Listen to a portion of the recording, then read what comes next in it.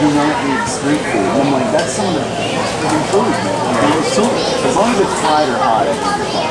One of the better things No, actually, it's what we have to eat. The opposite of my diet meal. Yeah, I know. Anything raw, I'm like, Yeah, I mean, you haven't corrupted the energy, you know, and then you cook it and preserve it and this and that. I don't pick up stuff. That's a tough call, because I mean, theoretically, but it's still pickling in the water with whatever veggie. I don't know. I work with some guys that went to Thailand and they ate street food. And Ladies and gentlemen, may I have your attention, please?